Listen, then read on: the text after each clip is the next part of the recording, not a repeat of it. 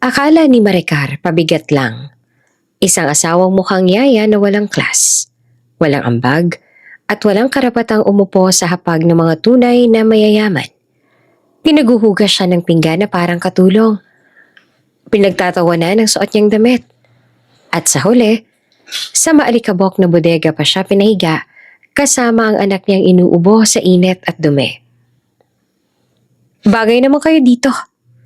Pang-iinsulto pa ng biyanan. Ngunit habang niluluha ang mata ni Maricar sa dilim, biglang umalingaw sa labas ang ingay ng hangin. Isang helicopter ang lumapag. At ang tanong, sino ang susunduin nito? At sino ba talaga si Maricar? Bago ka pa lang sa channel neto, ibang kwento ni Ate Jane, istorya mo, ikwento ko. Huwag kalimutang pindutin ang notification bell at subscribe button.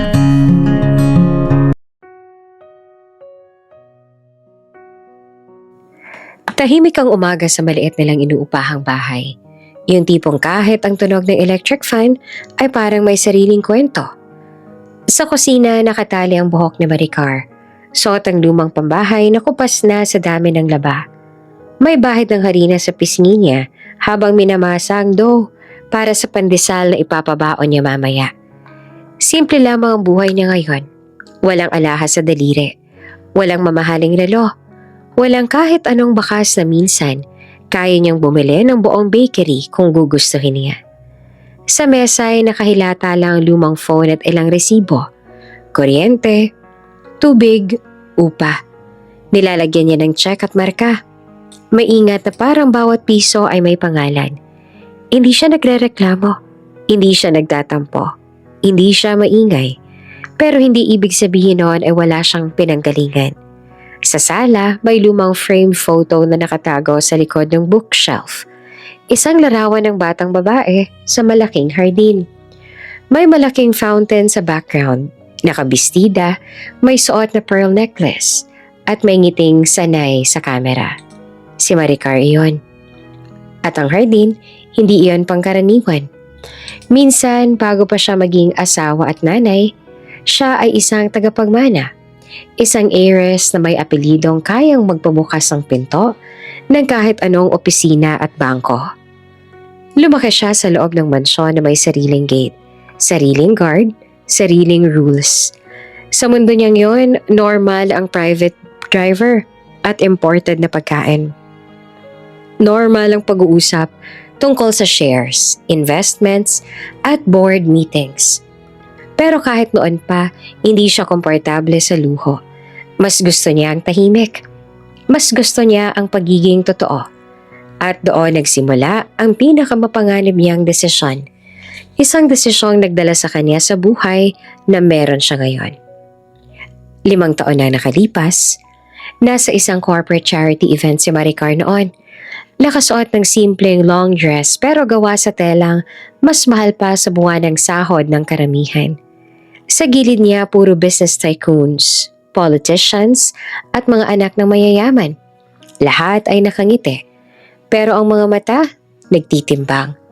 Lahat ay gustong makilala siya, hindi dahil sa pagkatao niya, kundi dahil sa apelido. At doon niya naramdaman ang pagkauhaw sa isang bagay na wala sa yaman. Tunay na pagmamahal.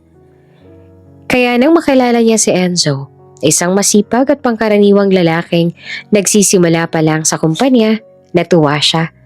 Hindi siya agad nagpakilala bilang Maricar Villamor, ang babaeng may-ari ng mga lupa at kumpanya sa iba't ibang probinsya. Sa halip ay ngumiti siya at sinabi lang, Maricar lang. At nang magtanong si Enzo kung anong trabaho niya, ang sagot niya, online selling, maliit lang. Tahimik na tinikman ni Maricar ang isang bagay na matagal niyang hinahanap. Ang pakaramdam na hindi siya kailangang magpanggap na perpekto para tanggapin. Pero sa likod ng bawat tawan nila, may nakatagong pangako si Maricar sa sarili. Gusto kong malaman kung mahal niya ako at hindi yung pera ko. Kaya nang dumating ang araw ng kasal, walang ballroom, walang celebrity guests, walang mga dyaryong may headline.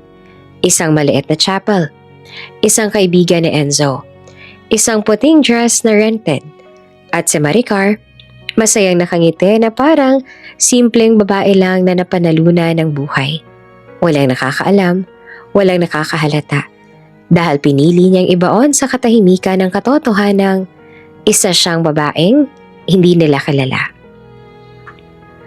Kung may panahon sa buhay ni Maricar na masasabi niyang, dito ako tunay na masaya, iyon ay ang mga unang buwan nilang mag-asawa ni Enzo.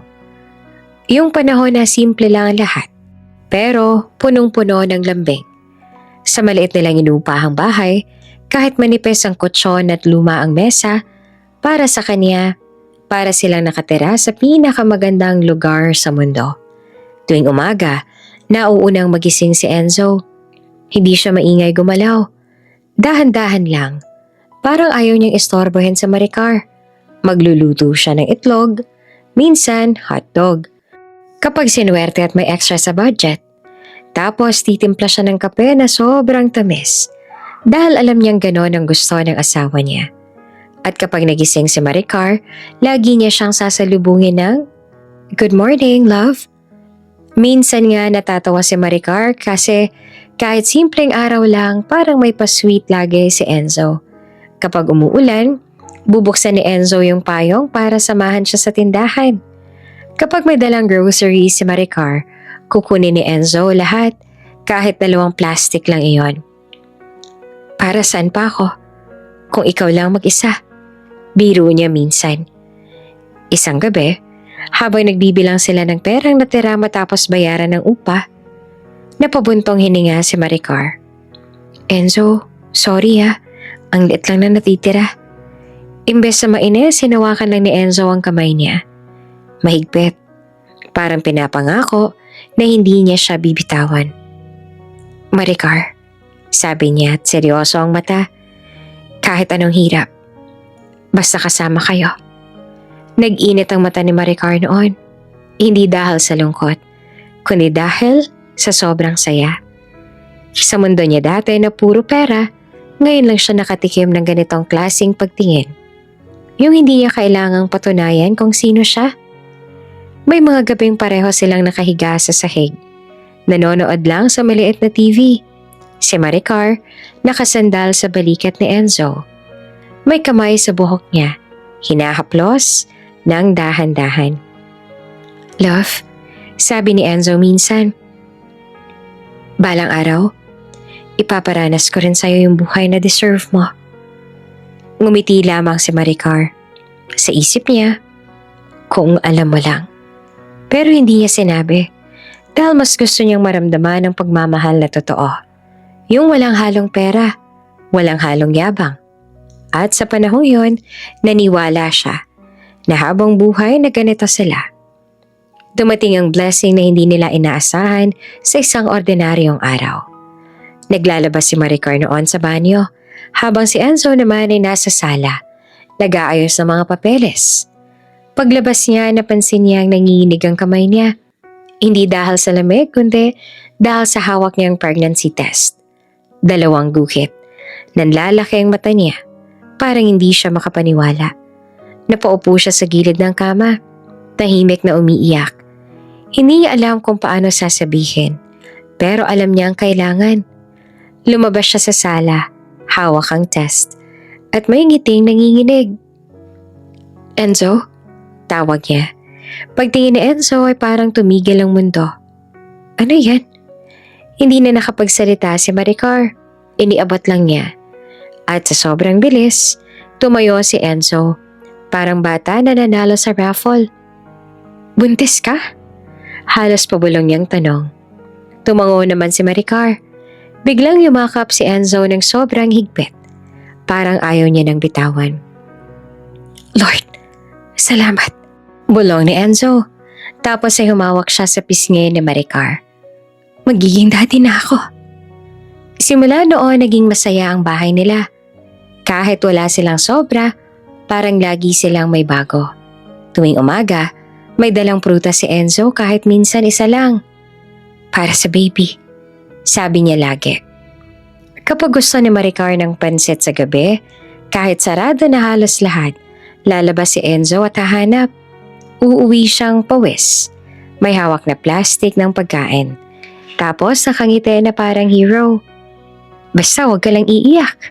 Biro pa niya. At nang dumating ang araw ng panganganak, halos mabaliw sa kaba si Enzo. Nasa ospital sila sa public ward. Mainit, maingay, puno ang hallway. Pero si Enzo, hindi umalis sa tabi niya. Love, kaya mo yan. Paulit-ulit niyang sabi habang hawak kamay ni Maricar. Paglabas ng baby, umiiyak si Enzo. Totoong luha. Ang ganda niya. Nanginginig niya ang bulong. Parang ikaw. Pero katapos ng ilang linggo, doon unti-unting nagbago ang lahat. Naging busy si Enzo. Dati pag uwi niya, diretso sa kusina para yakapin si Maricar. Ngayon pag uwi niya, diretso cellphone. Minsan may ka-video call pa siya. Work daw. Dati kinakausap siya ni Maricar tungkol sa araw niya. Ngayon, pagod ako lang ang madalas. At kapag umiiyak ang baby sa gabi, si Maricar na lang bumabangon. Si Enzo tumatalikod lang. Enzo, pahawak naman. Minsan pakiusap ni Maricar habang nanginginig sa pagod. Napabuntong hininga si Enzo. Sandali nga, ang sakit ng ulo ko. Hindi naman siya sumigaw, hindi naman siya nananakit. Pero iba na. Yung tono, ang lamig. At kahit pilit na iniintindi ni Maricar, unti-unti siyang kinain ng takot. Habang kinakarga niya ang baby sa madaling araw, pinapadede habang tahimik ang bahay, napatingin siya sa natutulog na asawa. At sa unang pagkakataon, pumasok sa isip niya ang tanong na ayaw niyang tanungin. Hanggang kailan kami magiging kami? Dumating ang araw na parang dapat ay masaya. Isang hapon, habang pinapatulog ni Maricar ang anak nila sa lumang duyan na binili lang nila sa palengke, biglang bumukas ang pinto. Si Enzo hingal, pawis. Pero ang ngiti parang may dalang sorpresa. Love! Sigaw niya agad. Nagulat si Maricar. Oh, bakit? Hindi na nagpatumpik-tumpik pa si Enzo. Lumapit siya. Hinawakan ng balikat ni Maricar. Tapos, parang bata na excited. Na-promote ako. Nanlaki mata ni Maricar. Ha? Totoo? Oo, sabi ni Enzo. Team lead na ako. May salary increase. May allowances pa. Napangiti si Maricar. Parang may biglang gumaan sa dibdib niya. Sa wakas, may magandang balita. Sa wakas, hindi na puro pagod at kulang. Enzo, congrats! Halos maiyak siya sa tuwa. Tumayo siya para yakapin si Enzo, pero sakto, umiiyak ang baby. Sandali ha, sabi ni Maricar. Kinuha niya ang anak nila at kinarga. Tumingin si Enzo sa baby. Ngumiti rin siya. Pero iba ang ngiting yon. Parang hindi na siya yung dating Enzo na nanginginig sa tuwa. Noong unang beses niyang nakita ang anak nila. Pero binaliwala ni Maricar iyon. Deserve mo yan. Ang sipag-sipag mo. Tumango naman si Enzo. Deserve natin. Noong gabing yon, nagluto si Maricar ng paborito niyang adobo. Kahit simpleng handa lang, ginawa niya ng paraan. Nilinis niya yung mesa, naglagay siya ng kandila kahit paubos na. Nagpabango pa siya konti para ma-feel ni Enzo na espesyal ang araw. Pero habang kumakain sila, si Enzo puro pangarap lang. Bahay, pamilya, simpleng business. Ngayon, puro pangalan ng tao na hindi niya kilala. Si Sir Arman kasi, grabe yun makipag-deal. Yung client namin may share sa ganitong company. Sa meeting kanina, ako yung pinag-present. Ang bilis magsalita ni Enzo. Parang gusto niyang ipakita na iba na siya. Nakikinig si Maricar. Tumatango kahit hindi niya gaanong naiintindihan. Masaya siya para sa asawa niya. Pero may kakaibang bigat sa dibdib niya. Habang nakikita niyang unti-unting nagiging dayuhan ang mundo ni Enzo. Lumipas ang mga linggo at doon nagsimulang magbago si Enzo. Hindi lang sa schedule, pati sa itsura, pati sa panlasa, pati sa pagkatao. Isang araw, umuwi siya na may dalang paper bag. Ano yan? Tanong ni Maricar. Shoes, sabi ni Enzo sabay labas ang bagong sapatos na mukhang sobrang mahal. Napatingin si Maricar. Grabe, magkano? Kailangan ko to, sagot ni Enzo. Walang emosyong, parang normal lang. Hindi na pwede yung luma ko, nakakahiya sa office. Hindi naman tumutol si Maricar, pero nagulat siya sa salita. Nakakahiya. Dati hindi naman ganun si Enzo. Tapos sunod-sunod na. May bagong polo, may branded na belt, may pabango, may relo. Minsan habang dinutupi ni Maricar ang damit ni Enzo, napansin niya na halos wala nang mumurahing damit. Parang lahat bago. Enzo, maingat yung tanong isang gabi. Hindi ba tayo pwedeng mag-ipon muna para sa baby? Biglang tumingala si Enzo sa cellphone niya. Maricar, investment to sa sarili ko para makasabay ako. Makisabay? Sa sino? Sa anong mundo? Hanggang isang Sabado nagbihis sa Maricar para mag-grocery. Simple lamang ang suot niya. Plain dress, tsinelas, nakapulupot ang buhok. Karga niya si baby. Paglabas si Enzo mula sa kwarto, biglang tumigil siya tumingin kay Maricar mula ulo hanggang paa. Parang may nakita siyang hindi niya gusto. Pwede ba? Huminga siya ng malalim, halatang naiirita. Ayusin mo naman ang sarili mo. Nabigla si Maricar. Ha? Yung buhok mo, sabi ni Enzo. At yung damit mo, lagi kang ganyan para kang ewan. Hindi naman nakaimik si Maricar agad. Hindi niya alam kung insulto ba iyon o simpleng comment lang. Enzo, bahay lang naman. Hindi. Hindi. Putol ni Enzo. Kahit bahay, pwede naman maging presentable. Tsaka minsan may bigla ang bisita, nakakahiya. Mas lalo pang bumigat ang dibdib ni Maricar. Bumaba ang tingin niya sa sarili niya. Totoo, simple lang. Pero nanay siya. Pagod siya. Maghapon siyang nag-aalaga ng bata. At bago pa siya makasagot, narinig niya ulit yung may mas masakit. Alam mo, sabi ni Enzo na tumawa ng mahina pero hindi naman funny. Mukha kang yaya ng anak natin. Para namang may humampas sa puso ni Maricar. Napatigil siya. Hindi siya makagalaw. Ang kamay niya na nakakarga sa bata, biglang nanghina. Si baby, nakatingin sa kanya. Walang alam. Pero si Maricar parang gusto niyang umiyak. Hindi niya akalain na manggagaling kay Enzo ang ganong salita.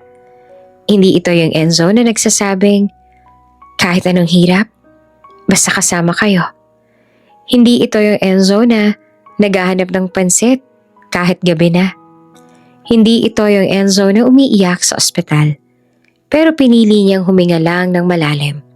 Pinili niyang ngumiti kahit masakit. At sa loob-loob niya, pinilit niyang intindihin. Baka naninibago lang siya. Na-promote siya. Bagong mundo. Dapat siguro unawain ko na lang. Kahit unti-unti nang nagbabago at naglumalabo ang lalaking minahal niya. Dumating ang imbitasyon na parang simpleng papel lang. Pero para kay Maricar, mabigat na parang bato. Isang gabi pauwi si Enzo galing trabaho, may dala siyang makintab na envelope. Hindi ito yung ordinaryong sulat na pinapadala sa barangay o billing statement. Makapal, elegant, at may gold na print. Ibinagsak niya sa mesa na parang proud. May party tayo, sabi niya habang nagtatanggal ng sapatos. Napatingin si Maricar. Party? 50th anniversary ni na mama at papa. Sagot ni Enzo, sabay kuha ng tubig sa pitchel. Big event, sa bahay nila. Maraming bisita. Tumango si Maricar, pero biglang manikip ang dibdib niya. Bahay ng biyanan? Matagal niya nang naririnig ang tungkol sa pamilya ni Enzo. May kaya raw, may mga koneksyon, may pangalan sa probinsya. Pero never pa niyang naramdaman na welcome siya sa mundo na yon. Lalo na simula nung na-promote si Enzo at unti-unti siyang tinuring na parang sagabal. "Kasama tayo?" Tanong niya na maingat. "Syempre," sagot ni Enzo. Pero wala na yung dating warmth. Parang obligation lang. Andun yung mga relatives, mga ka-business nila papa, mga kaibigan ni mama. So dapat present tayo. Okay, sagot ni Maricar. "Kailan?" "Next week," sagot ni Enzo. "Out of town, sa probinsya." Tahimik si Maricar, pero sa isip niya, nagsimula na ang kaba. Anong susuotin ko? Paano ako kikilos? Paano kung ipahiya na naman ako? Pero sinikap niyang hindi ipakita. Sa halip, ngumiti siya. "Sige, pupunta tayo." Paglipas sa mga araw, naging parang project kay Enzo ang party. Nagpa-laundry siya ng damit, nagpagupit, nagpaayos ng buhok, nag-order ng bagong barong. Lahat ng kilos niya ay parang may pinaghahandaan na malaking stage. Samantalang si Maricar, tahimik lamang sa gilid. Nagtahi siya ng maliit na dress para sa anak nila. Simple pero malinis tingnan. Naghanap siya ng maayos na dress para naman sa sarili niya. Pero sa dami ng gastos ni Enzo, hindi siya makapag-request. Isang araw, habang nagpapakain siya kay baby, biglang sinabi ni Enzo, "Maricar, mauna na ako." Napatigil siya. "Ha? Bakit?" "Para asikasuhin yung mga bisita," sagot ni Enzo. "Alam mo naman sila mama, kailangan nandun ako bago dumating yung mga tao. Tsaka may ipapakilala sa akin si papa." Tayo?" tanong ni Maricar. "Paano kami?" Saglit na tumahimik si Enzo. Matapos ay napatingin siya sa phone niya. "Sumunod na lang kayo. Magbasta lang kayo ni baby." Parang biglang tumigil ang mundo ni Maricar. "Bas?" Ulit niya na parang hindi sure kung tama ang narinig. "Oo," sabi ni Enzo na casual. "Madali lang naman yon. One ride, tapos baba sa terminal. May tricycle naman doon." Nag-init ang mata ni Maricar. Hindi dahil sa galit, kundi dahil sa sakit. Hindi niya maintindihan kung bakit parang ang dali lang para kay Enzo sabihin na mag-isa na lang siya. "Enzo, malayo yun," mahinang sabi niya.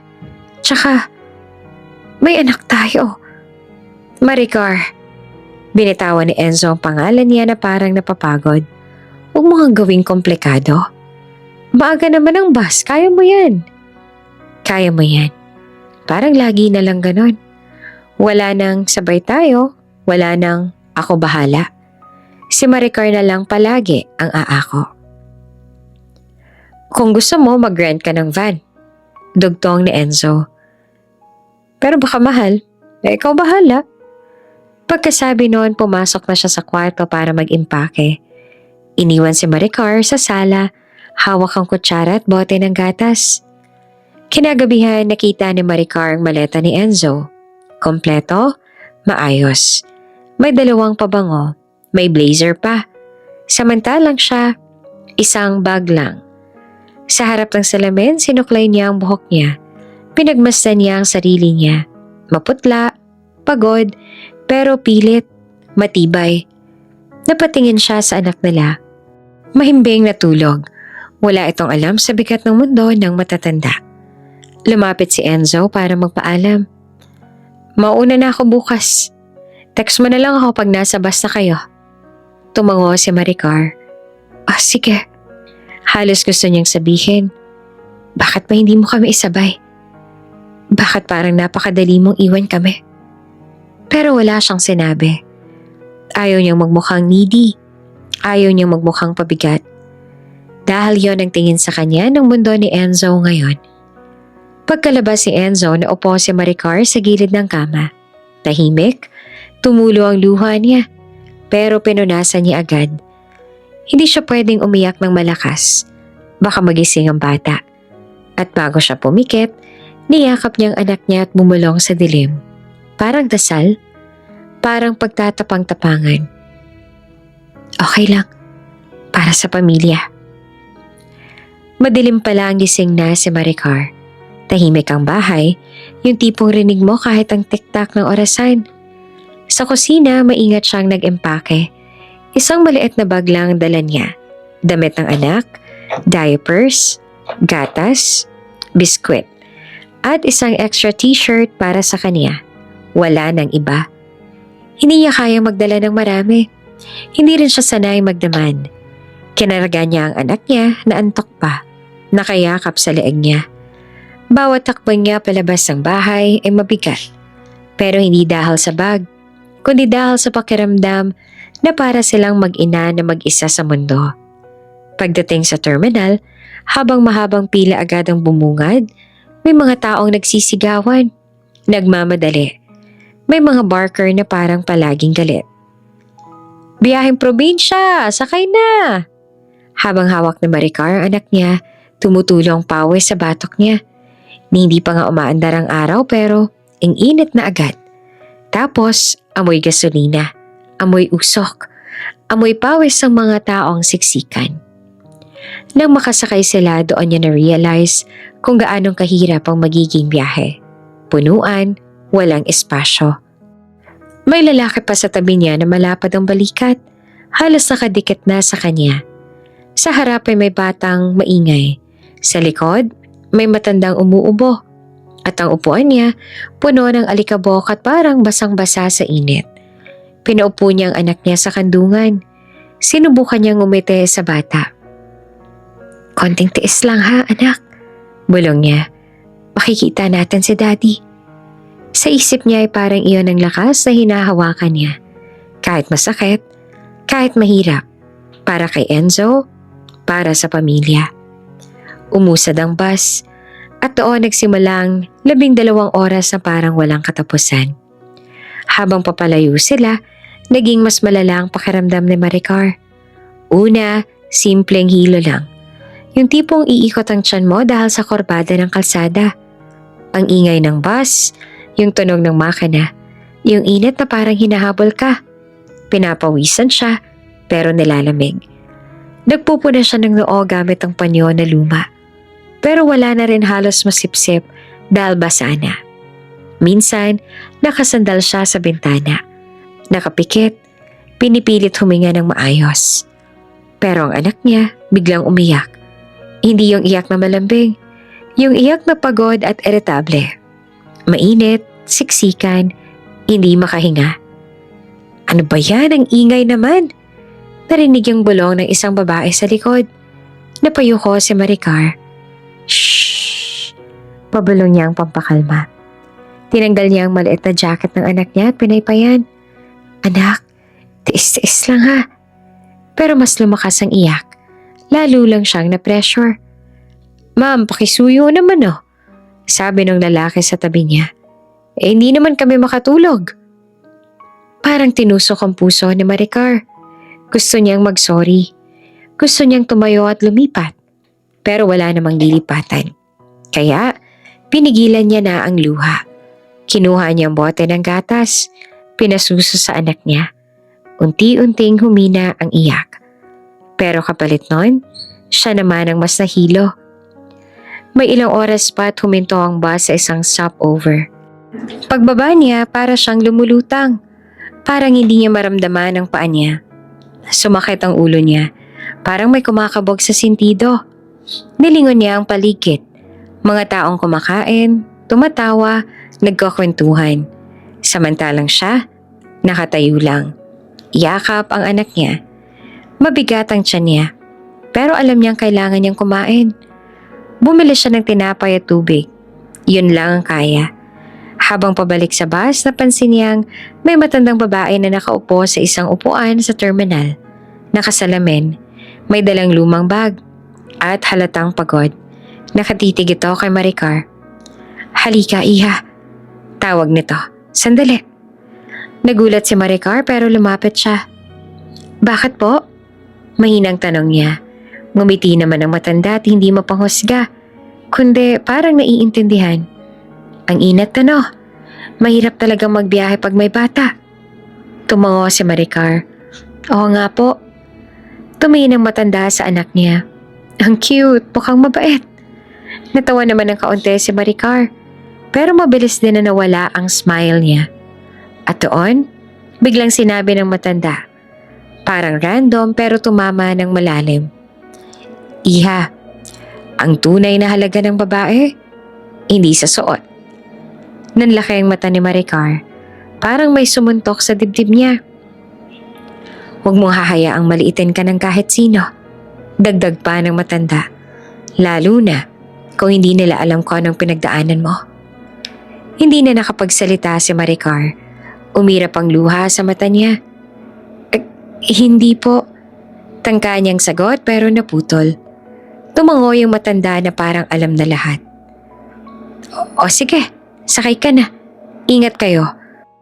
Bumalik si Maricar sa bus na mas mabigat ang dibdib. Hindi niya alam bakit, pero parang may kumurot sa katotohanan. Bakit nga ba ako nagtitiis ng ganito? Para kanino? Nang muli silang bumiyahe ay umulan. Hindi sa labas lang, pati sa loob.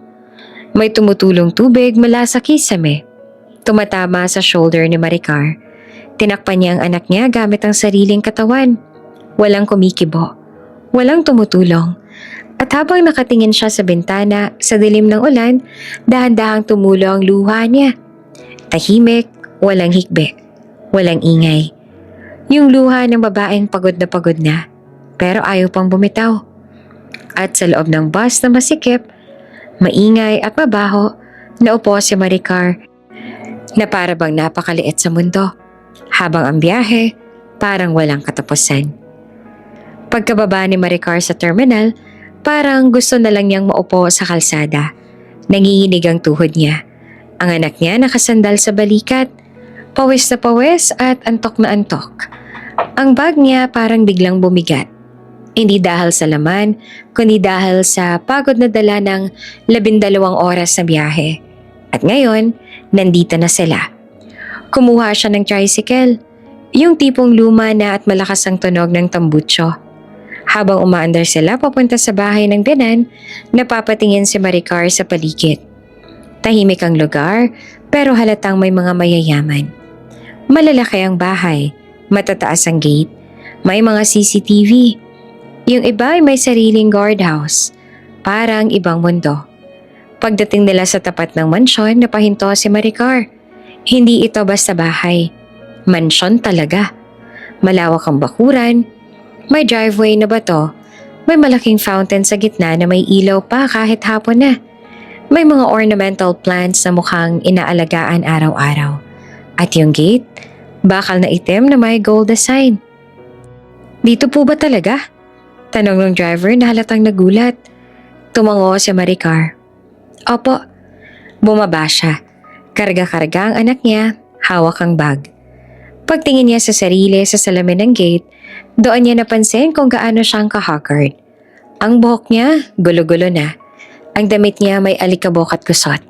Ang tsinelas niya, parang nakikiusap na palitan na. Ang pinakamasakit ay ang anak niya. Mainit ang noo na parang nilalagnat. Namumula ang piski, nakapikit. Umiiyak na parang pagod na pagod. Anak, konti na lang ha. Bulong ni Maricar. Kahit siya mismo hindi na sure kung kaya pa niya.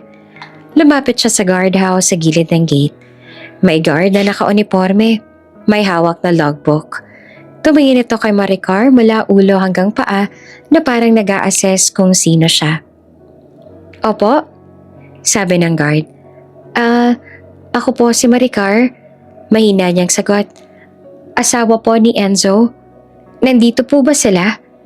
Hindi naman agad sumagot ang guard. Tiningnan siya ulit. Parang hindi naniniwala. Sandali lang po. Sabi nito tapos kinuha ang radyo. Sir, may dumating po dito sa gate. Sabi po asawa po ni Sir Enzo. May ilang segundo na katahimikan bago may sumagot sa radyo. Hindi malinaw pero may tono na parang wala silang pake. At pagkatapos tumango ang guard. Ma'am, dito po kayo dumaan sa likod. Napatigil si Maricar. Sa likod po? Ulit niya na parang hindi niya narinig ng tama. Opo ma'am, dun po sa service entrance. Turo ng guard sa maliit na daan sa gilid ng mansyon. Yung daan na halos natatago ng mga halaman at pader. Parang may humila naman si dibdib ni Maricar. Sa likod? Hindi sa main gate? Hindi sa malaking pinto na may chandelier sa loob? Tiningnan niya ang mansyon. Ang ganda, ang yaman, ang linis. Tapos tiningnan niya ang sarili niya na parang basahan. Wala siyang nagawa kundi ang tumango. Sige po, bulong niya. Dumaan siya sa gilid, karga pa rin ang anak. Habang naglalakad siya sa makipot na daan, naririnig niya ang ingay sa loob. Tawanan, music, mga baso na nagkikiskisan. Parang may party na, pero para siyang multo sa labas. Pagdating niya sa likod, may maliit na pintuan na parang pang-delivery. May maid na lumabas, naka-uniform, naka-hairnet pa. Tumingin yung maid sa kanya na parang hindi rin sure. Opo? Tanong nito. Asawa po ako ni Enzo. Sabi ni Maricar, pilit na magalang. Ngayon lang po kami dumating, nagbus po kami. Napatingin ng maid sa bata. Ay, may bata. Opo, sagot ni Maricar na halatang pagod. Tapos parang biglang nag-ibang ekspresyon ng maid. Hindi siya rude, pero cold. Parang sumusunod lang sa utos. Dito po kayo, sabi nito. Pasok po muna kayo dito. Pinapasok sila sa likod ng hallway. Walang chandelier, walang carpet, plain na tiles lang. May amoy ng kitchen, bawang, mantika at sabon. May narinig siyang mga nagmamadaling paa, mga utos, mga kalderong kumakalansing. Para siyang napunta sa likod ng kwento. Habang naglalakad, may mga staff na napapatingin sa kanya. May iba nang umisi. May iba naman na nagbulungan. At si Maricar, tahimik lang. Hindi siya nagsalita. Hindi siya nagtanong. Pero sa loob niya, ramdam niya ang pagkakaiba. Parang may invisible na linya. At siya, nasa maling side. Nakarating sila sa isang maliit na waiting area malapit sa laundry room. May plastic na upuan. May electric fan na mahina ang ikot. May lumang kortina. Dito po muna kayo, sabi ng maid. Tatawag po kami. Tumango si Maricar. Umupo siya at nanginginig ang braso sa pagod. Inayos niya ang anak niya sa kandungan. Pinunasan ng pawis nito. Ilang minuto, 10, 15, walang lumalapit. Walang kumukuha sa kanila. Walang bumabate. Para bang wala silang halaga. Narinig rin niya ang party sa kabila. Parang ang saya-saya ng lahat. Parang lahat, welcome. Pero siya, asawa siya ng anak nila. Nanay ng apo nila.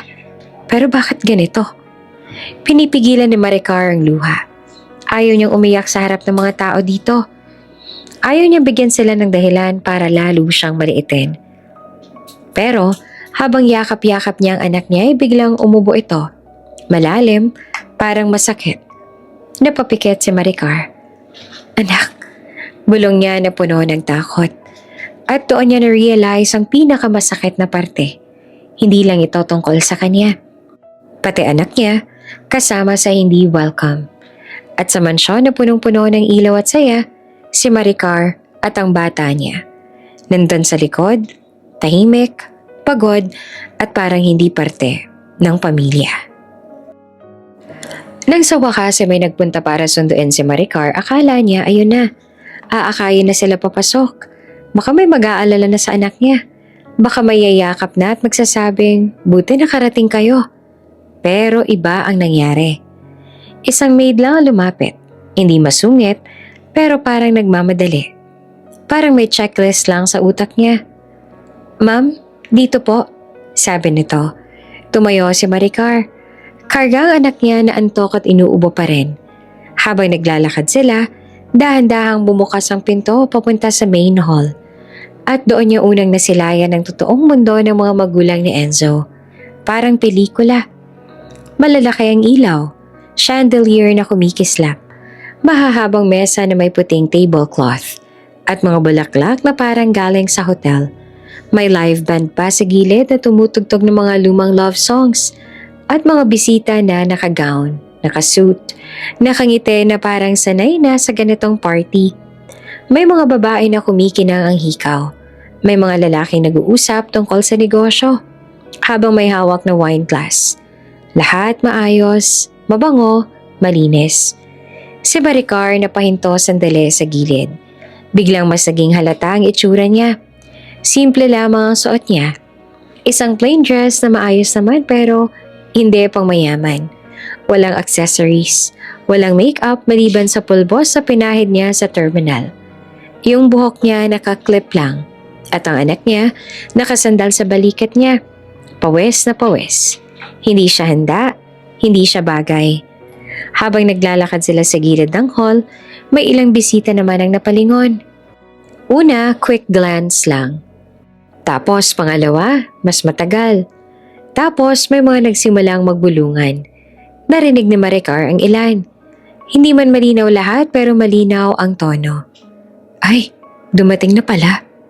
Yan ba yung asawa ni Enzo? Ha? Siya? Naku, mukha namang yaya. Napatigil ang paghinga ni Maricar. Pinilit niyang mag-poker face. Pinilit niyang huwag masaktan. Pero bawat salitang yaya at siya ay parang tinutusok siya. May babae pang dumaan, naka-red gown. May hawak na clutch. Tumingin ito kay Maricar at kumite. Pero hindi ito friendly. Yung ngiting may halong pangmamaliit. Ang cute ng bata, sabi nito.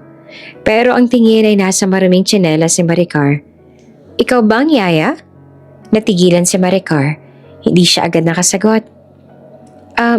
Mother po. Mahinang sagot niya. Sagot ng babae. Sabay lakad pala yon na parang wala siyang narinig. Para namang gumuho ang dibdib ni Maricar. Sa gilid ng hall, may isang malaking family table. Nandoon ang magulang ni Enzo. Nakaupo sa gitna ng parang hari at reyna ng event. Nandoon din si Enzo, naka-blazer, mukhang maayos. Nakangiti. Habang may kausap na matandang lalaki. At noong nakita ni Maricar si Enzo, akala niya ilalapit ito. Aakayin siya, kukunin ang anak nila. Pero, hindi. Sandaling nagtagpo ang mata nila. Tapos ay umiwas si Enzo. Parang may iniisip. Parang alanganin. Tinamaan si Maricar. Bakit parang nahihiya siya? Humigpit ang yakap niya sa anak niya. Enzo, bulong niya na halos walang boses. Pero hindi siya narinig. O pinili lang na hindi marinig. At bago pa siya makalapit, isang babaeng matangkad ang biglang tumayo mula sa table. Elegantang suot, ivory dress, pearl earrings, at buhok na parang hindi pinapawisan kahit na mainit. Si Doña Lilia, ang biyenan niya. Nanlamig ang kamay ni Maricar. Lumapit si Doña Lilia, hindi nagmamadali. Para siyang lumalakad sa runway. Tumigil ito sa harap ni Maricar, tiningnan siya mula ulo hanggang paa na parang sinusuri ang isang bagay na binili sa palengke. Tapos napatingin ito sa bata. Yan na ba yung apo ko? Tanong nito na walang lambing. Opo, sagot ni Maricar. Pagod lang po sa biyahe.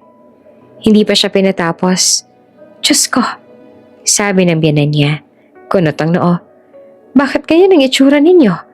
Ang dumi-dumi ninyong tingnan. Para namang sinampal si Maricar. Emma, long travel po kasi. Lumiyon si Doña Lilia sa mga bisita.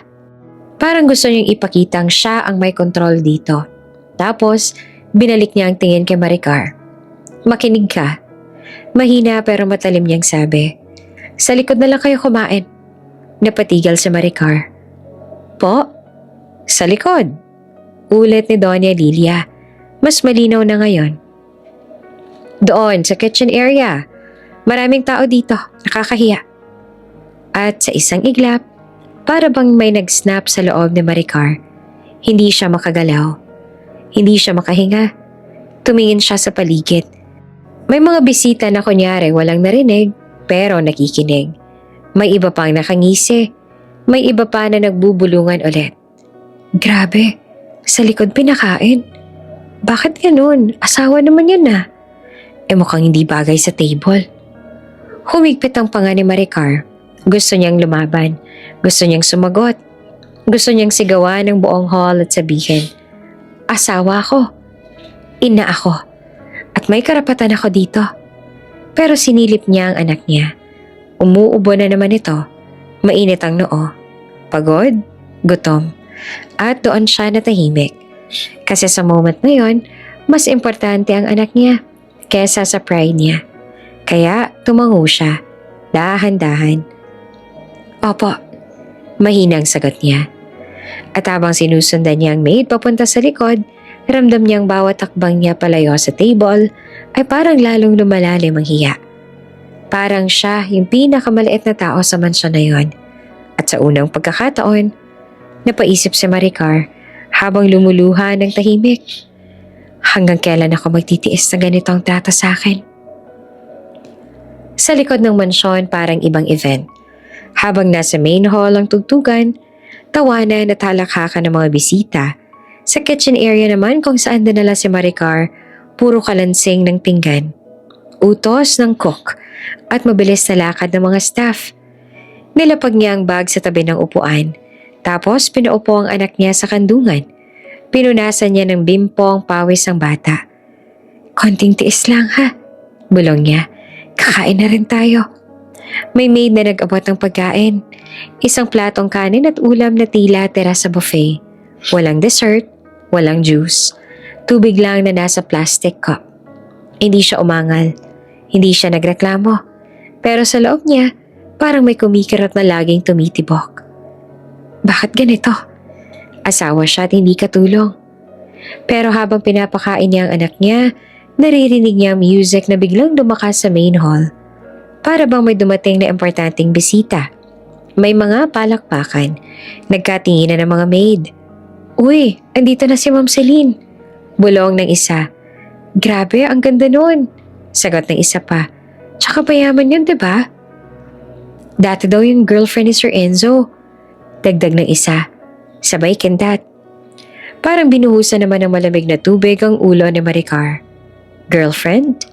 Ex? Hindi niya namalaya na tumigil ang kamay niya sa pagkakain. Napatingin siya sa direksyon.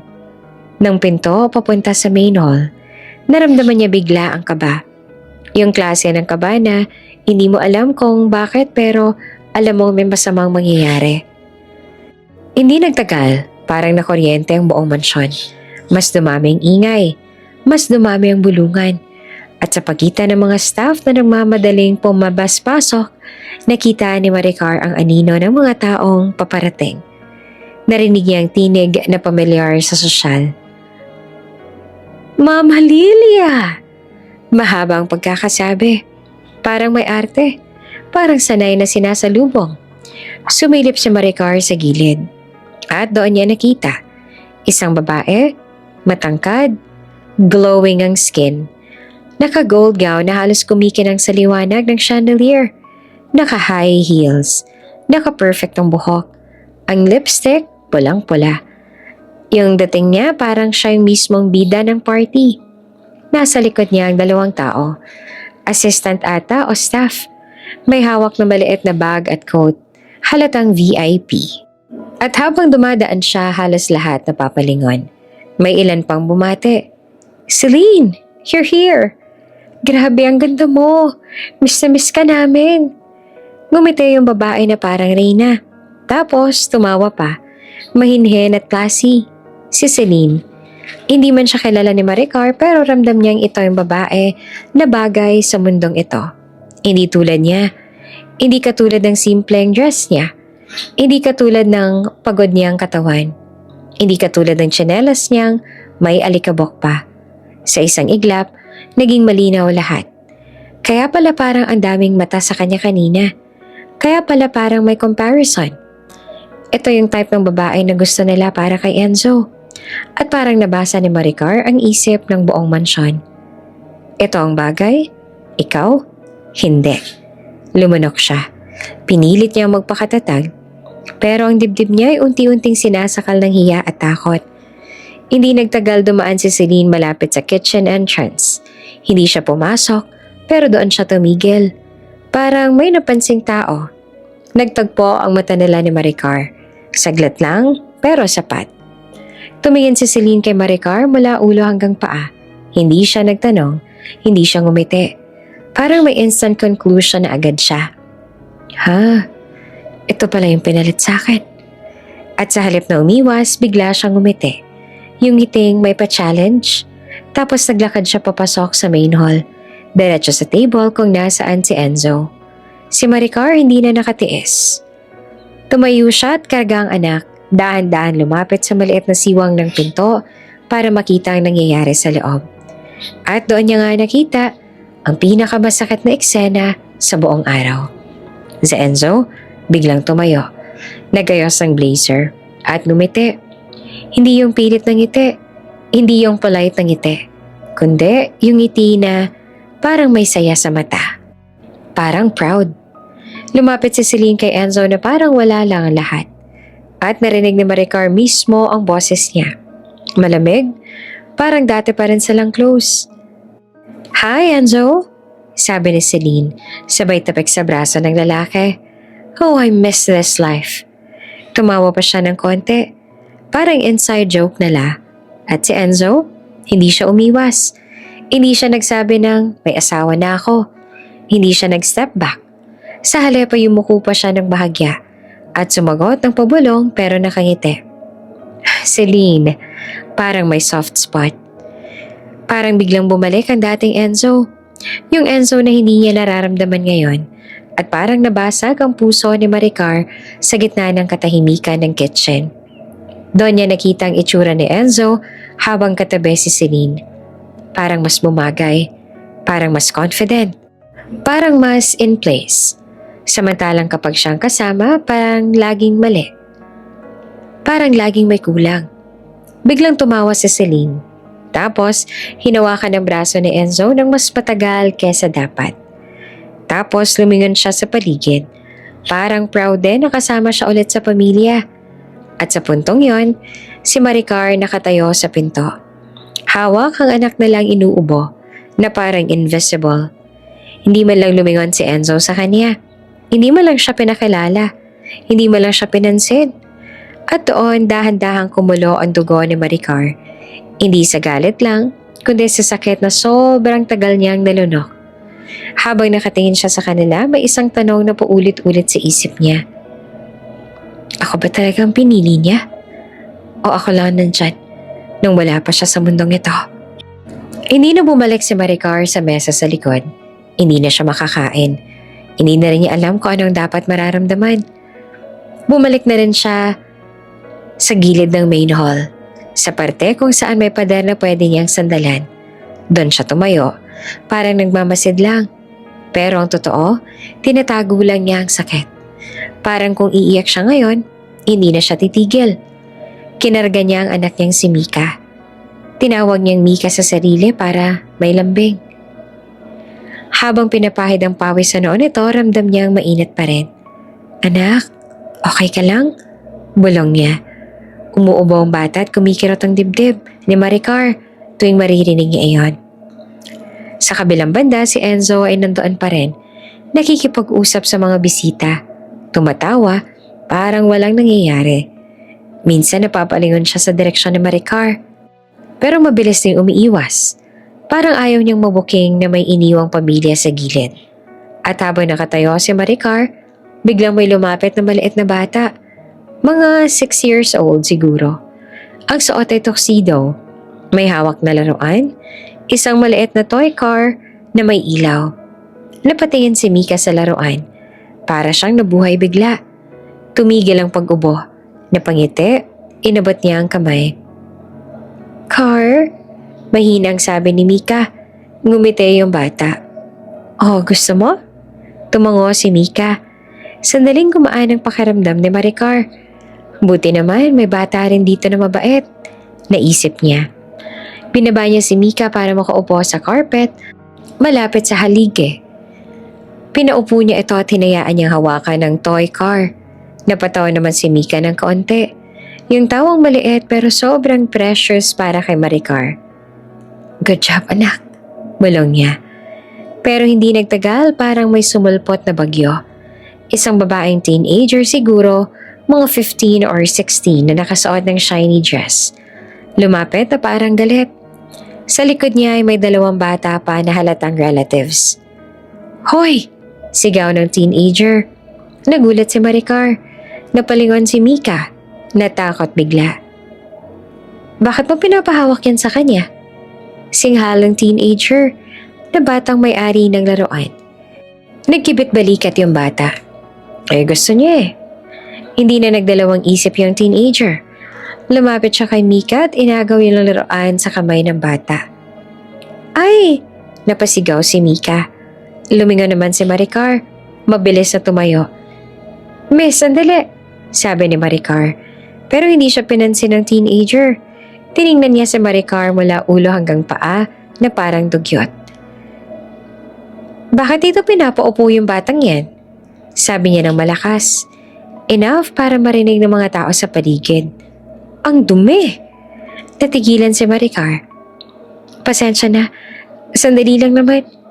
Pero si Mika biglang umiyak. Yung iyak niya hindi yung iyak na pabebe. Yung iyak na punong-puno ng pagod, sakit ng katawan at disappointment. Iyak na parang sinasabing, "Mama, gusto ko nang umuwi." At dahil echo ang hall, rinig agad ng lahat. May ilang bisita na napalingon. May ibang nagtaas ng kilay. May ibang umisi. Parang entertainment para sa kanila. Ang ingay naman, bulong ng isang babae. "Hindi ba nila kayang patahimikin yan?" sabi naman ng isa pa. Humigpit ang dibdib ni Maricar. Kinuha niya agad si Mika. Kinarga ulit. "Shh, anak, shh." Nanginginig yung bulong habang pinapadede ng tubig. Pero mas lumakas ang iyak. Ubo ng ubo. At sa eksaktong sandaling yon, lumapit ang binan niya. Si Doña Lilia. Kasama ang isang matandang babae na mukhang mas matapang pa. Ang lola ni Enzo. Yung lola na halatang siyang pinakamatanda, pinakamasusunod at pinakamay karapatan. Manghusga sa lahat. Tumingin ang lola kay Mika na umiiyak. Tapos tumingin kay Maricar na parang napaka-inconvenient na lang dalawa. "Diyos ko," sabi ng lola na malakas ang boses. "Ang arte." Natigilan si Maricar. "Po, ang arte ng anak mo." Ulit ng lola na mas malakas pa. Iyak na iyak, wala namang dahilan. "Pasensya na po." Mabilis sasabi ni Maricar. Pagod po kasi sa biyahe at hindi naman siya pinatapos. "Hindi mo ba matuturuan ang anak mo?" Singal ng lola. "Bata pa lang, ganyan na. Lumaking ang spoiled." Parang may sumabog sa dibdib ni Maricar. Spoiled? Kung alam lang nito na halos wala silang tulog sa bus. Kung alam lang nito na ang anak niya ay nilalagnat. Kung alam lang nito na ang anak niya halos hindi kumain buong araw. Pero ang lumalabas sa bibig niya, "Pasensya na po," mahina. Tapos napatingin siya kay Enzo. Nasa di kalayuan si Enzo. Kita niya ang nangyayari. Naririnig niya. At anong ginawa niya? Wala. Hindi siya lumapit. Hindi niya kinuha ang anak nila. Hindi niya pinatigil ang lola. Hindi niya pinagtanggol si Maricar. Parang okay lang sa kanya. At doon sa loob ni Maricar, may biglang pumutok. Hindi yung galit na sisigaw siya, kundi yung galit na tahimik. Yung galit na kapag naramdaman mo, alam mong hindi ka nababalik sa dati. Ramdam niyang nanginginig ang kamay niya. Gusto niyang sabihin, "Lola, huwag mong bastusin yung anak ko. Hindi siya arte. May sakit siya. At ikaw, Enzo, bakit mo kami hinahayaang ganito?" Pero pinigilan niya. Mahigpit niyang kinarga si Mika na umiiyak pa rin. Pinunasan niya ang luha nito, pati luha niya na gustong tumulo. Ngumiti siya ng pilit sa lola. "Opo, pasensya na po." Pero sa loob niya may boses na sumisigaw. "Tama na." At habang hawak niya ang anak niya, unti-unti nang nawawala ang takot at napapalitan ng isang bagay na mas delikado, pagpapasya. Hindi pa rin huminto ang pag-iyak ni Mika. Sa bawat ikbe ng anak niya, mas humihigpit ang dibdib ni Maricar. Ramdam niya yung tingin ng mga tao sa paligid. Yung tingin na parang sila ang may kasalanan kung bakit nasira ang perfect na party. Lumayo siya ng kaunti, papunta sa gilid ng hall. Pinaupo niya si Mika sa isang upuan sa may pader. Tapos, nilabas niya ang biskwit sa bag at pinilit pakainin. "Anak, kain tayo konti ha?" Pakiusap niya para gumaan ang pakaramdam mo. Pero umiiyak pa rin ang bata. Iniinda ang lalamunan. Inuubo. At bago pa man makapagpahinga si Maricar, narinig niya ulit ang tapak ng heels papalapit. Pagtingin niya, si Lola na naman. Kasama na ngayon si Doña Lilia at ilang babae na mukhang relatives. Mga tiyahin, mga pinsan, lahat may kanya-kanyang ngiting mapanlait. Parang tribunal. Umayos ng tayo si Maricar, karga ulit ang anak niya. "Lola," mahina niyang bate. Hindi naman siya pinansin ng matanda. Tumingin ito kay Maricar na parang may nakikita siyang basura sa daan. "Alam mo," biglang sabi ni Lola ng malakas, "kaya lumalaki ang ulo ng mga babae ngayon kasi inaasa lahat sa lalaki." Nanlamig si Maricar. Hindi niya pa naiintindihan pero alam niyang siya ang pinapatamaan. "Pinapalamon ka lang ng anak ko," sigaw ni Lola. Halos ipahiya siya sa harap ng mga bisita. Parang may dumagundong sa tenga ni Maricar. Napatingin siya sa paligid. May mga tumigil sa pag-uusap. Nakikinig. Yung iba nagkukunwaring busy pero halatang nakikimarites. "Lola," nanginginig ang boses ni Maricar. "Hindi po." "Hindi ano?" Putol ni Lola. "Ano bang ambag mo dito? Anak ko nagpapaaral kay Enzo. Anak ko nagpapakahirap. Tapos ikaw, sumulpot ka na lang?" Biglang sumingit si Doña Lilia. Malamig ang tono. "Ma, huwag na pong maingay." Pero hindi niya pinapatigil si Lola. Parang gusto pa niya. "Magtrabaho ka na," sigaw ulit ng matanda. "Hindi yung puro lang kaartehan. Puro baby. Puro drama." Napasinghap si Maricar. Ramdam niyang umiinit ang mata niya. Pero pinipigilan niya. Ayaw niyang umiyak dito. Ayaw niyang bigyan sila ng satisfaction. Pero si Mika, lalo pang umiiyak sa lakas ng boses ng Lola. "Kita mo?" sabi ni Lola sabay turo sa bata. "Yan ang resulta ng mga nanay na walang disiplina.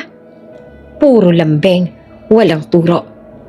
At bigla niyang tiningnan si Maricar ng mas matalim. Walang silbi ang babaeng ganyan. Parang binasag ang puso ni Maricar. Walang silbi. Yung nagbubuhat ng anak, kahit walang tulog. Yung nagbabiyahe ng 12 oras para lang makapunta. Yung nananatiling tahimik kahit ginagago ka na. Gusto niyang sumigaw. Gusto niyang sabihin lahat. Pero bago pa siya makasagot, may biglang sumulpot sa gilid. Isang couple na halatang VIP din sa party. Isang lalaki na mukhang ka-age lang ni Enzo, pero mas formal lang dating. Nakasuit at mukhang mayaman. Kasama ang asawa, maganda, elegant. Parang artista. Naka-gown, may diamond necklace, at naka-high heels sa parang sanay sa ganitong lugar. "Ah, ayan," biglang sabi ni Doña Lilia, parang biglang naging sweet. "Si Carlo, halika dito." Si Carlo ay kapatid ni Enzo, brother-in-law ni Maricar. Lumapit ang couple, ngumingiti, pero yung ngiting polite lang. "Ma," bati ni Carlo.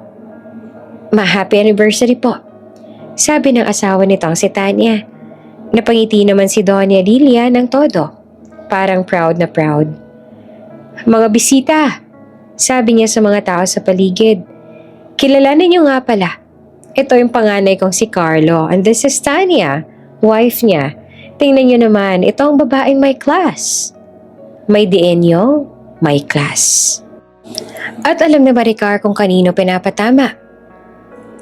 Si Tanya, tuloy ni Doña Lilia. Graduate ng top school sa Manila.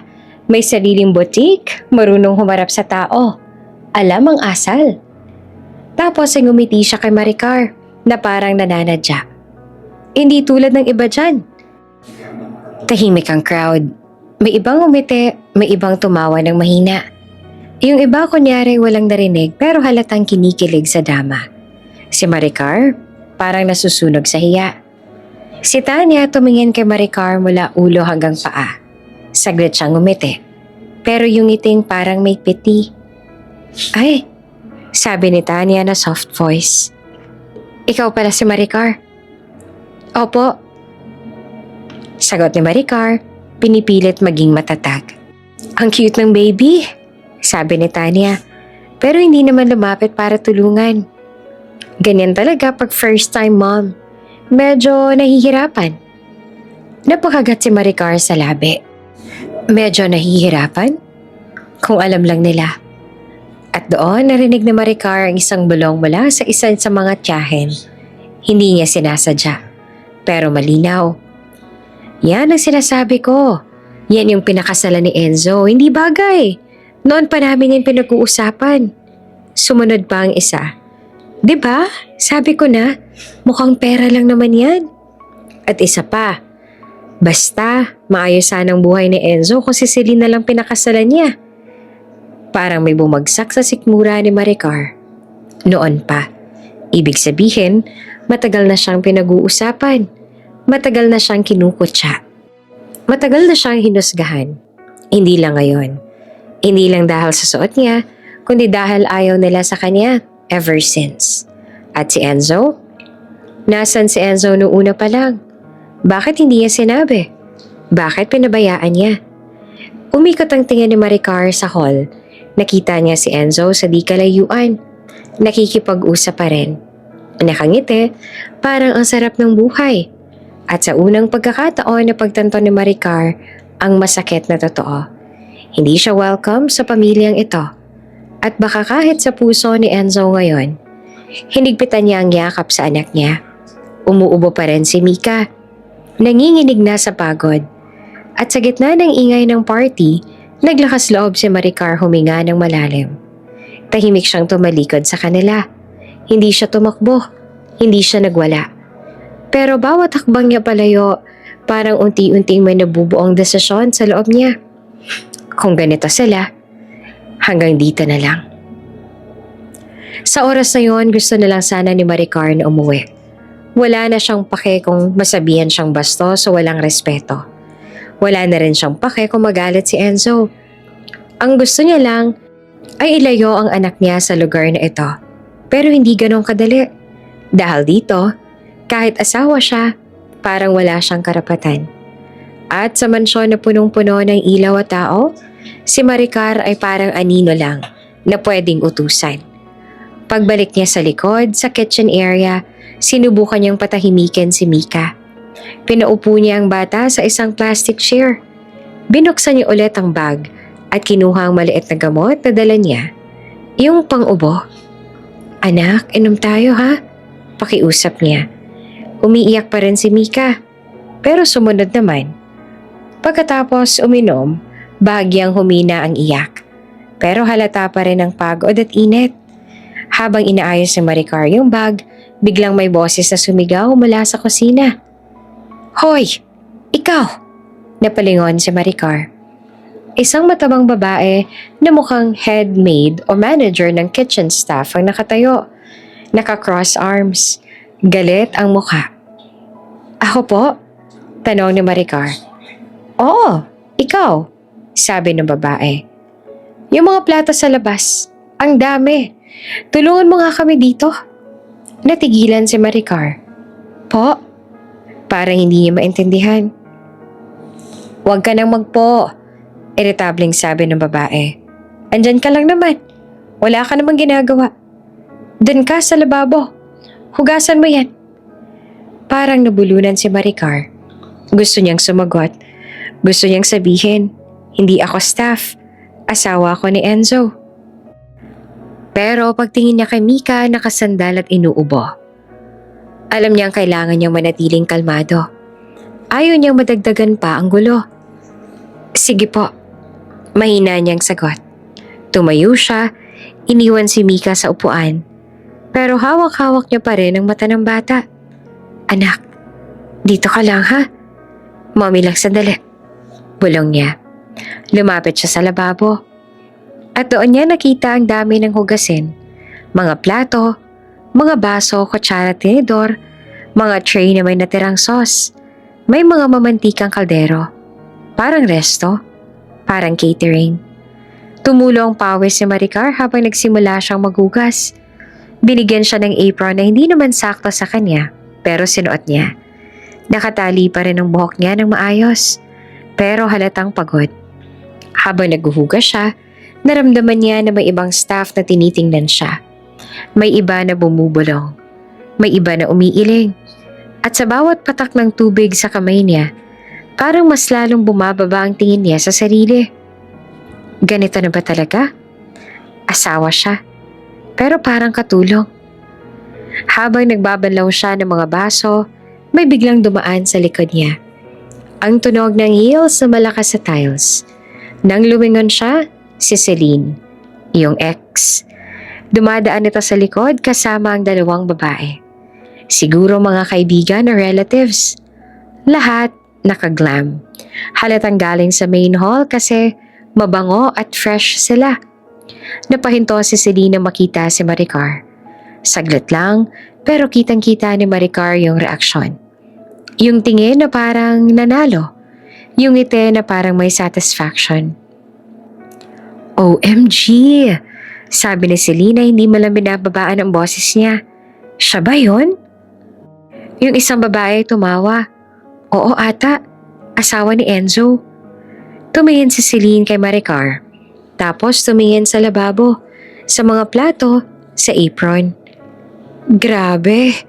Sabi niya na parang naaawa kunwari. Kung ako yan, di ko yan papayagan. Tumama sa tenga ni Maricar ang bawat salita. Kung ako yan. Parang sinasabi niyang, kung ako ang asawa, hindi ako magpapakababa ng ganito. Parang sinasabi niyang, kaya ako ang bagay. Napakagat si Maricar sa labi. Patuloy lang siyang naghuhugas kahit nanginginig na ang kamay niya. At sa hindi kalayuan, sa bukas sa pinto ng kusina, nakita niya si Enzo. Nakatayo lang, nanonood. Hindi siya lumapit.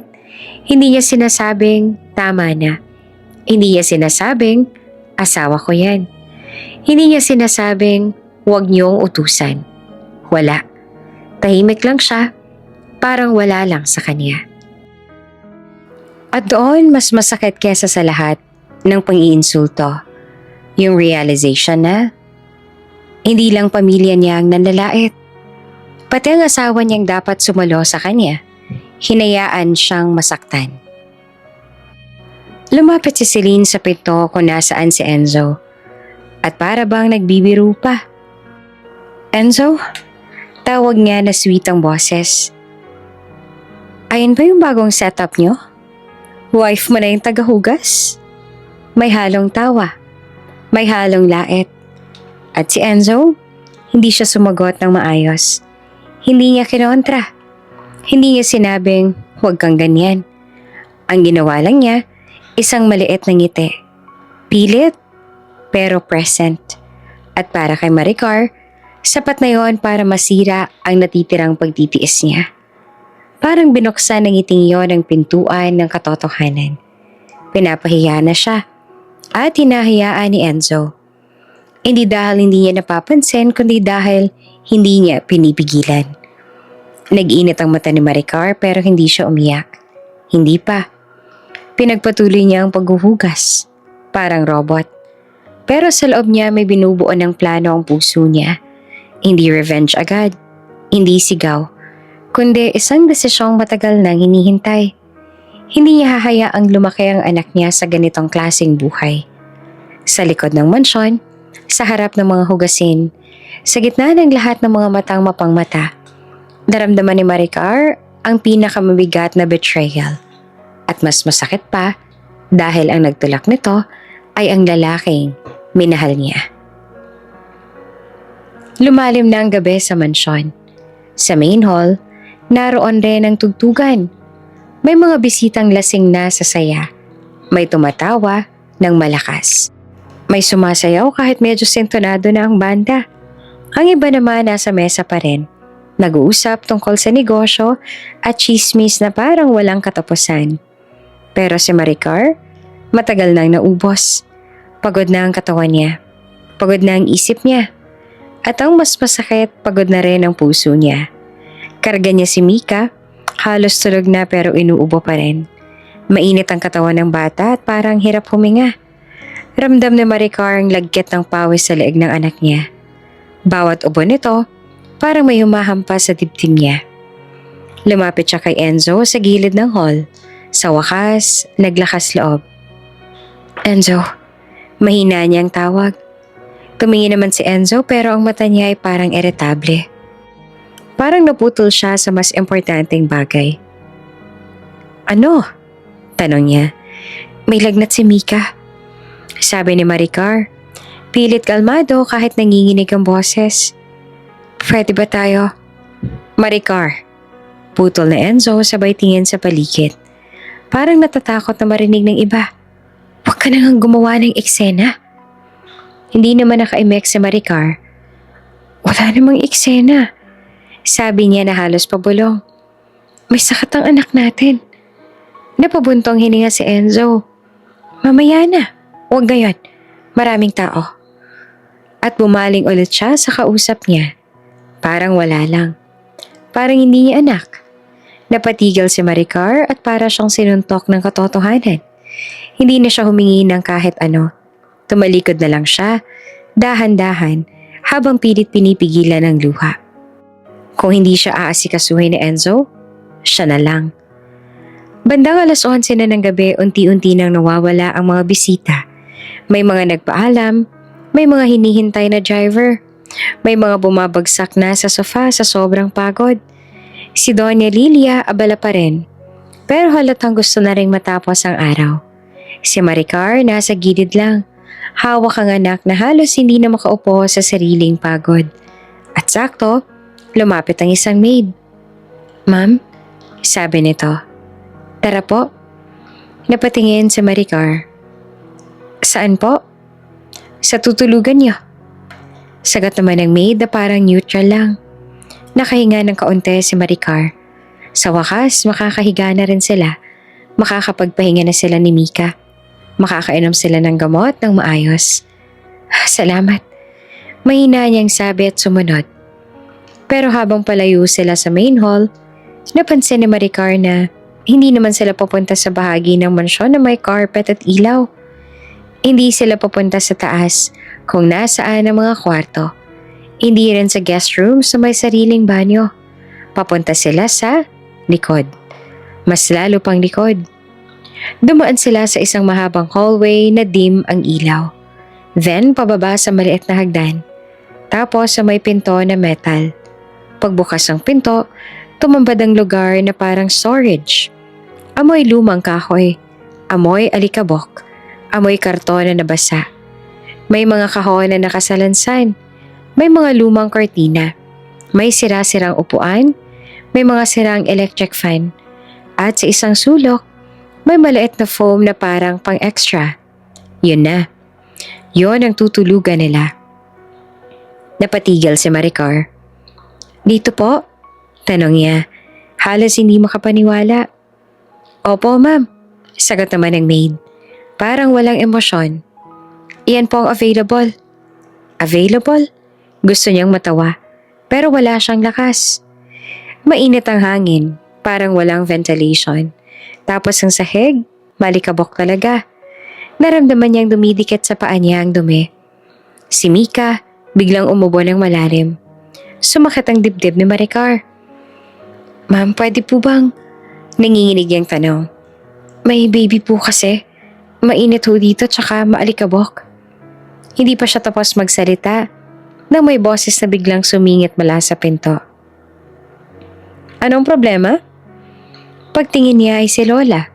May hawak na pamaypay at nakaayos pa rin kahit gabi na. At halatang bad mood na. Lola, mahina niyang bate.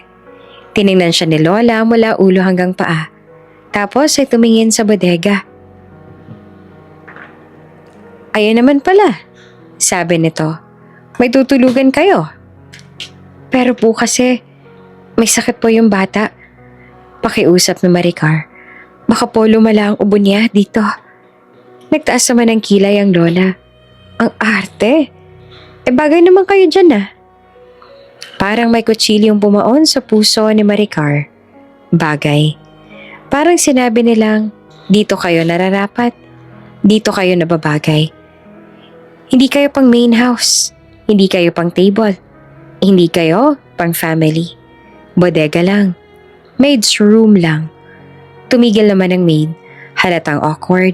Tapos umalis na rin kaagad. Iniwan sila ni Lola na may malamig na tingin bago tuluyang nagsarang pinto. At naiwan si Maricar sa madilim na silid. Dahan-dahan niyang nilapag si Mika sa foam. Nilabas niya ang maliit na kumot. Pinunasan ng sahig gamit ang panyo. Kahit alam niyang hindi mawawala ang alikabok. Anak, bulong niya. Nanginginig ang kamay habang hinahaplos ang noon ng bata. Please, huwag kang lalala. Mas lalo pang umubo si Mika. Nataranta si Maricar. Nilabas niya ang kamot. Tinampla niya sa maliit na bote ng tubig. Pinainom niya. Pero ang bata, naggagag. Parang nahihirapang huminga. Diyos ko, bulong niya na halos maiyak. Ano ba to? Naglakad siya sa loob ng bodega. Naghahanap ng kahit electric fan man lang. Nakakita siya ng lumang stand fan sa gilid. Sinubukan niyang isaksak. Pero walang kuryente. Madilim. Mainit. Nakakulong. At sa isang sulok, habang naghahalongkat siya ng lumang kumot o kahit karton man lang na pwedeng gawing sapin, may nakita siyang bagay na nagpahinto sa kanya. Isang lumang chest. Kalawangin na ang bakal na lock. May alikabok sa ibabaw.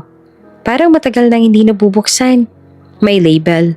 Luma na pero mababasa pa rin. At ang mabasa ni Maricar, parang tumigil ang tibok ng puso niya. Maricar V. Napaatras siya. Huh? Bulong niya na hindi makapaniwala. Bakit may kahon dito? At bakit may pangalan niya? Bakit may gamit na parang sa kanya?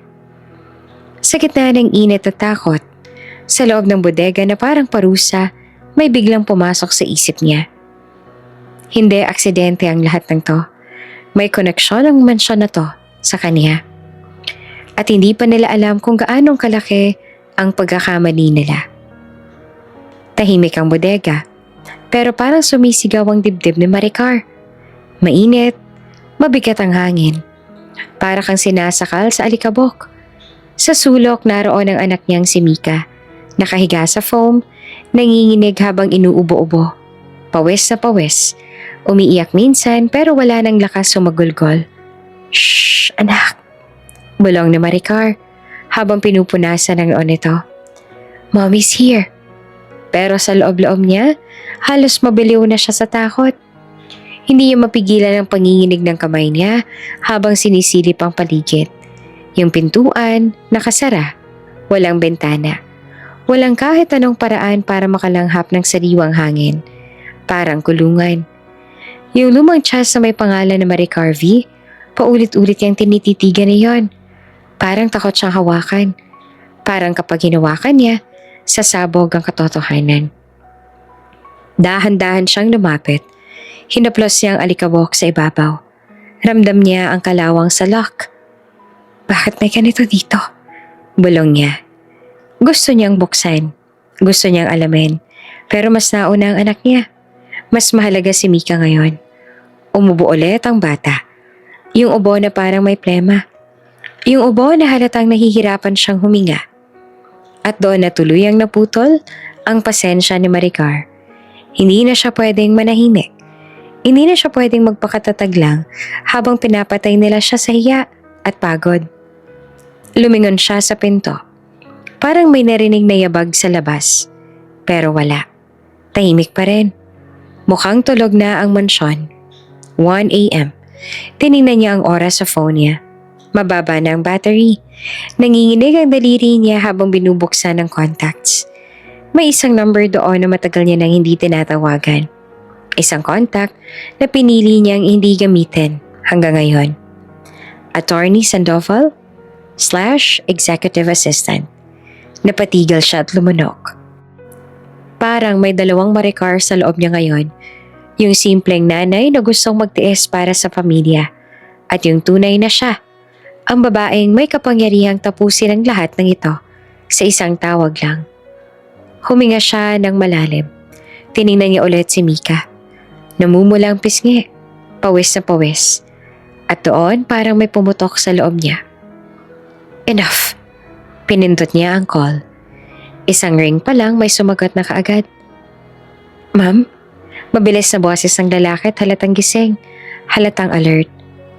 Ma'am Maricar, is everything okay?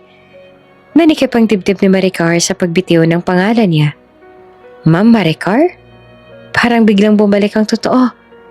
Pinababa niya ang boses. Ayaw niyang marinig ng iba. Pakisundo kami. Nanahimik ang kabilang ninya. Parang hindi agad nakapaniwala. Ma'am, ngayon na po? Oo. Malabig ang tono ni Maricar kahit nanginginig ang kamay niya. Now. Ma'am, huminga ng malalim ang lalaki. Sure po ba kayo? Saglit na kumislot ang labi ni Maricar. Parang gusto niyang umiyak, pero pinipigil niya. Yes, sabi niya. Malinaw, mabigat. Enough. Mabilis na sumagot ang lalaki. Understood, ma'am. Stay where you are. May security team po. ETA, less than 30 minutes. Pinatay ni Maricar ang tawag. Nanahimik siya, ilang segundo. Tapos ay parang biglang lumabas ang lahat ng bigat sa dibdib niya. Hindi siya umiyak ng malakas. Pero may tumulong luha sa pisngi niya. Tahimik, pero matapang. Kasi this time, hindi na luha ng pagtitiis yun. Luha iyon ng pagpapasya. Lumipas ang halos 20 minuto. Tahimik pa rin ang paligid. Minsan may maririnig siyang mahina na tunog sa malayo. Parang dumaraan na sasakyan. Tapos, wala ulit. Hanggang sa may narinig siyang kakaibang ugong. Una, mahina lang. Parang hangin. Parang kulog na malayo. Pero palakas ang palakas. Napatingin naman si Maricar sa itaas ng bodega. Sa kisame na manipis. Anak, bulong niya at kinarga ang bata kahit mahina na ito. Okay lang, Mommy's here. Lumakas ang ugong. At sa ilang segundo lang, ramdam na ramdam ang panginginig ng hangin sa buong mansyon. Parang may lumapag. Parang may malaking bagay na bumaba mula sa langit. Biglang nagulo ang paligid. Narinig niya sa labas ang mga sigaw. Ano yun? Bakit may helicopter? My God! May tumakbong mga paa. May bumukas sa sarang pinto. May tumahol na aso sa malayo. Parang biglang nagising ang buong mansyon sa isang bangungot. At nang tuluyan niyang marinig ang boses na nasa labas, mas malinaw na ngayon. Alam niyang totoo na. May helicopter sa front lawn. Sa harap ng bahay ng biyenan niyang, akala mo kung sino. At dahil sa lakas ng tunog, kahit ang mga bisitang lasing at tulog kanina, gising na ngayon. Panic, shock, gulo. Ma'am Maricar. Isang malakas pero respectful na tawag ang biglang narinig sa labas ng bodega.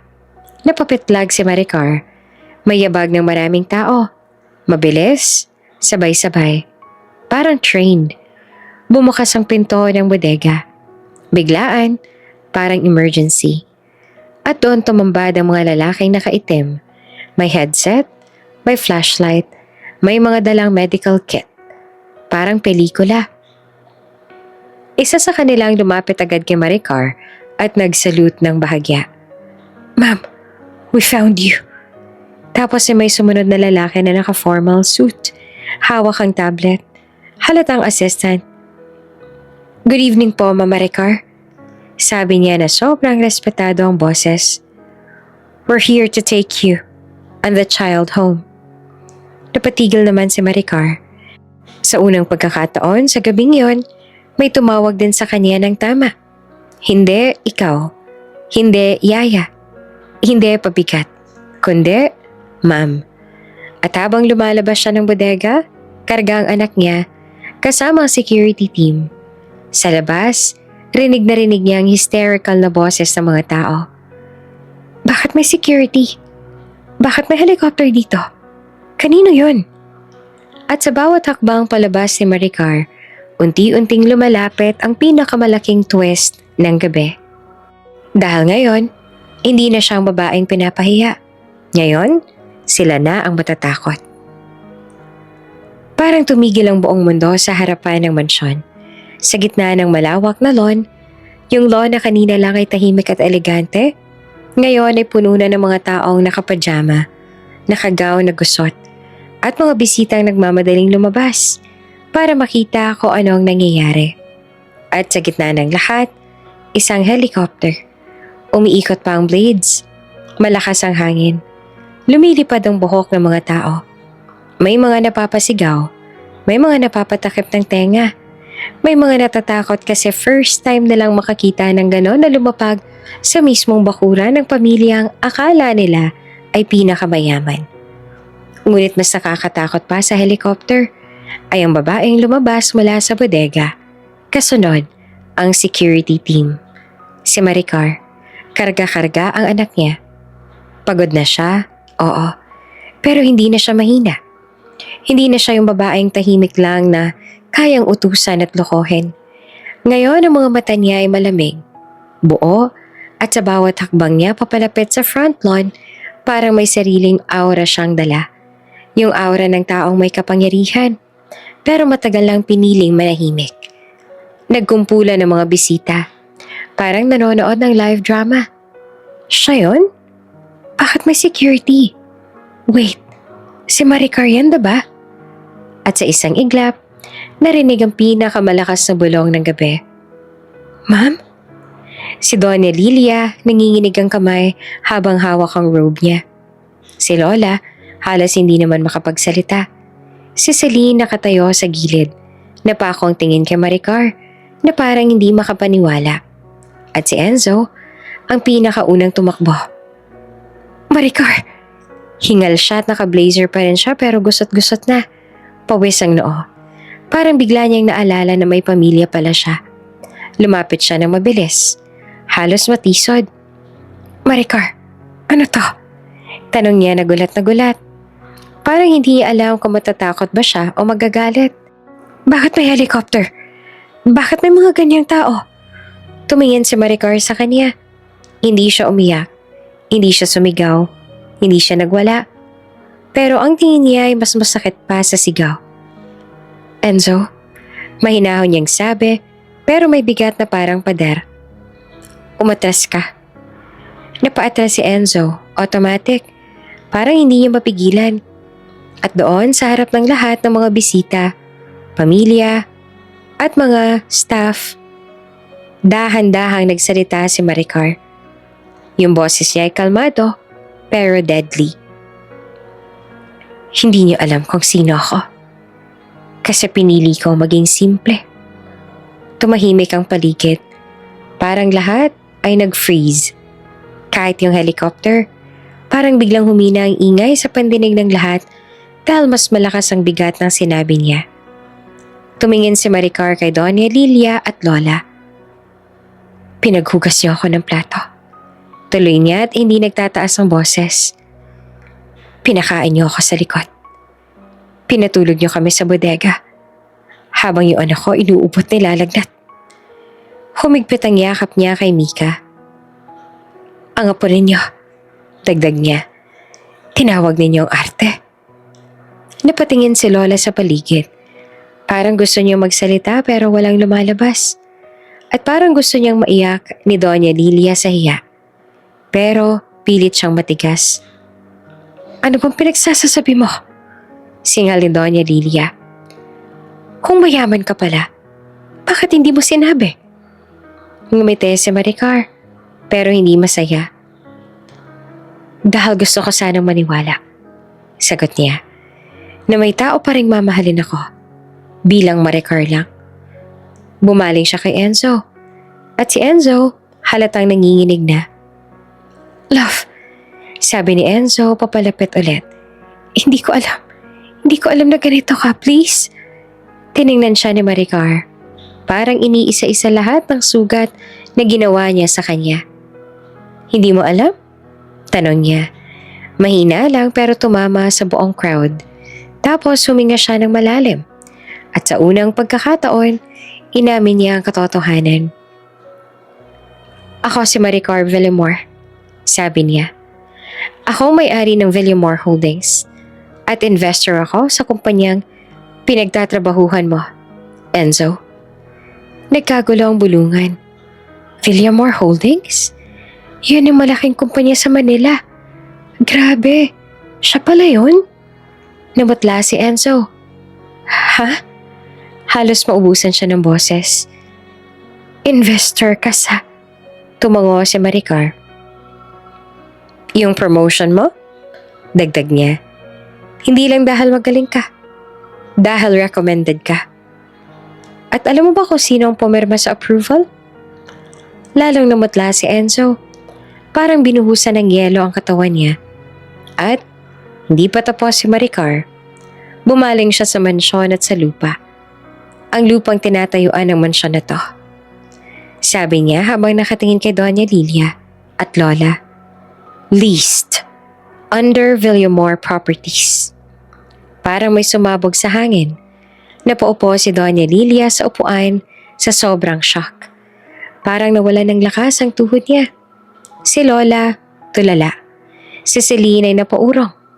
Parang nahulog bigla ang pride niya. Kanina, reyna siya. Ngayon, parang extra na lang sa kwento. Hindi pwede. Bulong ni Celine. Hindi pwede. Pero walang nakikinig sa kanya ngayon. Kasi ang bida, hindi siya, kundi si Maricar.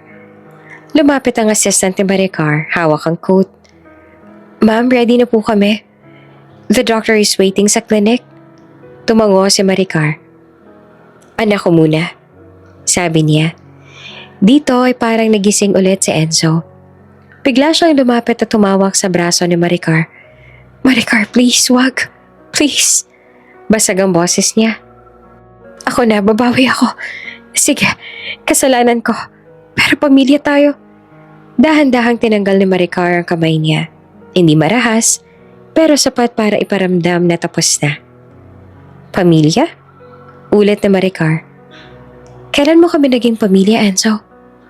Nung pinahiya mo ako sa harap ng iba? Nung tinawag mo akong mukhang yaya? Nung hinayaan mong matulog ang anak mo sa bodega? Hindi makasagot si Enzo. Pinili kitang mahalin kahit wala kang pera. Tuloy niya.